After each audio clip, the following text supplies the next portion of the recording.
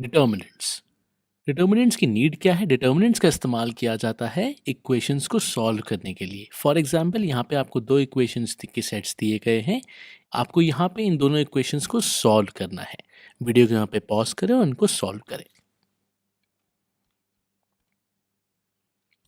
आप देखते हैं कि इनका सॉल्यूशन आता है, पहले वाले का x equal to 2 and y equal to 0 और दूसरे का x equal to 1, y equal to 3 and z equal to 2।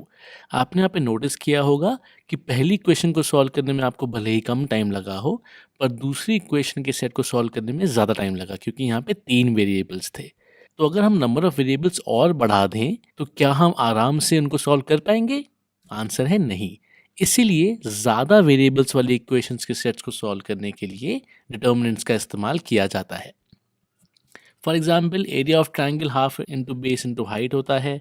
वहीं पे एक और फॉर्मूला होता है एरिया का, हीरोज फॉर्मूला आपने पढ़ा होगा, जो जिसमें कि सेमी पेरीमीटर का इस्तेमाल किया जाता है।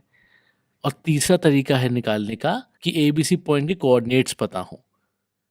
तीसरे तरीके के लिए हम डिटर्मिनेंट का इस्तेमाल करके एरिया ऑफ ट्रायंगल भी निकाल सकते हैं अगर हमको वर्टिसेस के कोऑर्डिनेट्स पता है।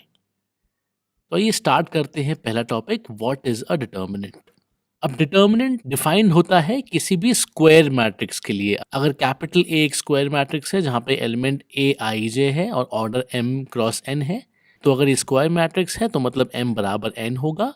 तो अगर इस मैट्रिक्स से हम कोई नंबर एसोसिएट करना चाहें, रियल नंबर हो या कॉम्प्लेक्स नंबर हो, वो होता है determinant of matrix A. Determinant को रिप्रेजेंट कैसे करते हैं? दो सीधी लाइंस अगर हम मैट्रिक्स के नाम के दोनों ओर लगा दें, दिखने में ये मॉडुलस सिंबल जैसा है, पर इसको हम बोलते हैं डिटर्मिनेंट, इसको हम मॉडुलस नहीं बोलते हैं। किसी नंबर के लिए अगर हम ऐसा सिंबल लगाते हैं तो उसको मॉडुलस बोलते हैं, पर अगर किसी मैट्रिक्स के लिए हम ऐसा सिंबल लगाते हैं तो वो डिटर्मिनेंट ऑफ दैट मैट्रिक्स बन जाता है। फॉर एग्जाम्पल अगर एक स्क्वायर मैट्रिक्स है 3x3 ऑर्डर की, ए 1 4 8 2 6 9 5 4 7, तो उसका डिटर्मिनेंट लिखने के लिए हम इसको ऐसे लिखते हैं। मैट्रिक्स में स्क्वायर ब्रैकेट्स आते हैं, यहाँ पे बस वर्टिकल लाइंस बनाई जाती हैं दोनों एंड पे, और उसको बोलते हैं determinant of matrix A. Determinants is only defined for square matrices. Square matrix के लिए ही डिटर्मिनेंट डिफाइन किया जाता है, मतलब m इक्वल टू n होना ज़रूरी है।